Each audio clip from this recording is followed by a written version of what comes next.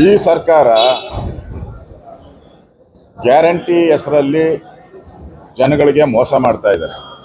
ನಿನ್ನೆ ಗೃಹಲಕ್ಷ್ಮಿ 2,000 ರೂಪಾಯಿ ಏನು ಕೊಡಬೇಕಾಗಿತ್ತು ಅದು ಹೋದ ವರ್ಷದ ಬಡ್ಜೆಟ್ ಇದರಲ್ಲಿ ಬಂದಿರೋದು.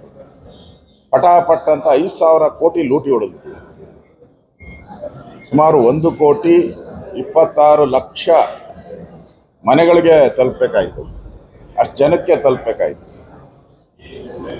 ಪ್ರತಿ ತಿಂಗಳು ಕೂಡ 2,800 ಕೋಟಿ ಅಷ್ಟು ಹಣ ಕೊಡಬೇಕಾಗಿತ್ತು.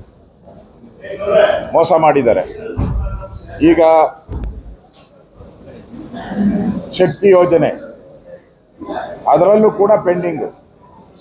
ಆ ಕಾರ್ಮಿಕರೆಲ್ಲ ಬೀದಿಗಿಳಿದು ಹೋರಾಟಕ್ಕೆ ಇಳಿದಿದ್ದಾರೆ. ಎಲ್ಲ ಟ್ರಾನ್ಸ್ಪೋರ್ಟ್ ಡಿಪಾರ್ಟ್ಮೆಂಟ್ ಅವರೆಲ್ಲ ಬೀದಿಗಿಳಿದು ಹೋರಾಟ ಮಾಡಿದ್ದಾರೆ. ಅಂದರೆ ಕಾಂಗ್ರೆಸ್ ಸರ್ಕಾರ ಪಾಪರ್ ಆಗಿದೆ. ಹಣ ಇಲ್ಲ,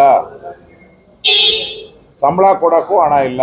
ಆ ಪರಿಸ್ಥಿತಿ ಇವತ್ತು ಕಾಂಗ್ರೆಸ್ ಒಂಥರ ಅವ್ರ ಮಾನ ಮರ್ಯಾದೆ ಎಲ್ಲ ಬಟಾ ಬಯಲಾಗ್ಬಿಟ್ಟಿದೆ. ಕಾಂಗ್ರೆಸ್ ಮಾನ ಮರ್ಯಾದೆ ಎಲ್ಲ ಹಣ ಇಲ್ಲ. ಇನ್ನೊಂದು ಕಡೆ ತೆರಿಗೆಗಳ ಮೇಲೆ ತೆರಿಗೆ.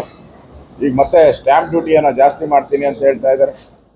ಈ ಸರಿ ಬಡ್ಜೆಟ್ ಮಾಡಬೇಕಾದ ಸಿದ್ದರಾಮಯ್ಯ ಎಣ್ಣೆ ತಗೊಳೋರ ಮೇಲೂ ಟ್ಯಾಕ್ಸ್ ಬೀಳ್ತೈತೆ. ಮನೆ ತೆರಿಗೆ ಜಾಸ್ತಿ ಮಾಡ್ತಾರೆ. ಅಂದರೆ ಈ ಸರ್ಕಾರ ಒಂದು ಕಡೆ ತೆರಿಗೆ ಹಾಕೋವಂಥದ್ದು, ಇಲ್ಲಿ ನಾಗರಿಕರಿಗೆ ಕೊಡಬೇಕಾಗಿರೋಂಥ ಸವಲತ್ತುಗಳಿಗೆ ಕತ್ತರಿ ಹಾಕಿ ಇದು ಒಂಥರ ತೊಗಲಕ್ ಸರ್ಕಾರ. ಇದರಿಂದ ರಾಜ್ಯದ ಜನ ಬೇಸರ ಆಗಿದ್ದಾರೆ.